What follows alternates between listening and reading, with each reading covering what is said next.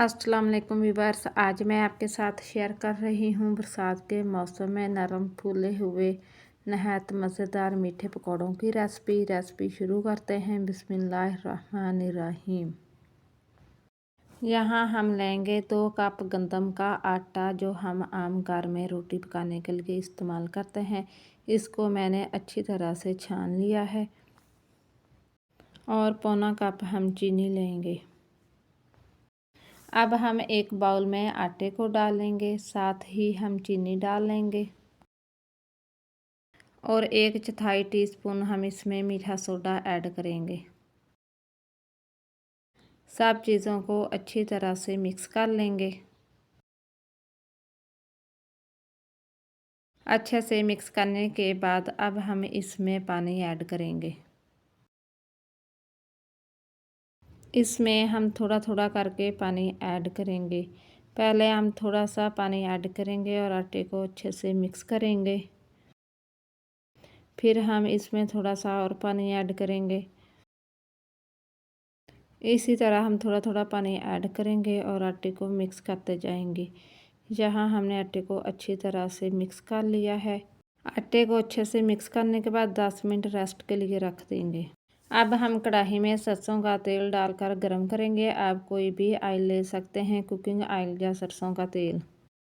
10 minute हो चुके हैं। अब हम आटे को दोबारा अच्छे से मिक्स करेंगे। अगर आपको थोड़ा सा सख्त लगे तो आप इसमें थोड़ा सा पानी ऐड कर सकते हैं दोबारा और अच्छे से मिक्स कर लें। तेल अच्छे से गर्म हो चुका है। अब हम चम्मच से थोड़ा थोड़ा आटा डालते जाएंगे। आप अपने हिसाब से छोटे या बड़े जैसा रखना चाहें पकौड़े रख सकते हैं। जहाँ हमने आंच को मीडियम रखना है ताकि हमारे पकौड़े दोनों साइडों से अच्छे से पकें और अंदर से भी अच्छी तरह से पक जाएं। अगर आंच तेज़ होगी तो पकौड़े अंदर से कच्चे रह जाएंगे और बाहर से पक जाएंगे। और वक्फे वक्फे से हम पकौड़ों की साइडों को पलटते रहेंगे। बरसात के मौसम में ये मीठे पकौड़े बहुत ही मज़ेदार लगते हैं। बच्चे और बड़े सभी शौक़ से खाते हैं। इसी तरह वक्फे वक्फे से हम इनकी साइडें पलटते रहेंगे ताकि दोनों साइडों पर अच्छा सा कलर आए। जहाँ हमारे पकौड़े तकरीबन तैयार हो चुके हैं, इनको अच्छा सा कलर आ चुका है, तो अब हम इनको बाहर निकाल लेंगे। इस तरह छलनी से हम पकौड़ों को बाहर निकाल लेंगे। जहाँ हमने आंच को स्लो कर लेना है।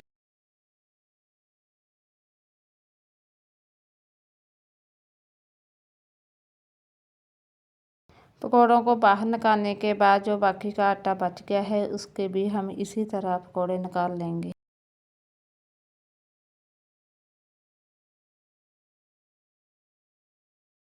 आप हमारी वीडियो को पूरी देखा करें। वीडियो को लाइक और ज़्यादा से ज़्यादा शेयर किया करें। अगर आप हमारे चैनल पर नए हैं तो हमारे चैनल को ज़रूर सब्सक्राइब करें। इसी तरह हम दूसरे पकौड़ों की भी साइडें पलटते रहेंगे ताकि इनको भी अच्छा सा कलर आए दोनों साइडों से और अंदर से भी अच्छी तरह से पक जाएं। जहाँ हमारे दूसरे पकौड़े भी तैयार हो चुके हैं, इनको भी हम बाहर निकाल लेंगे।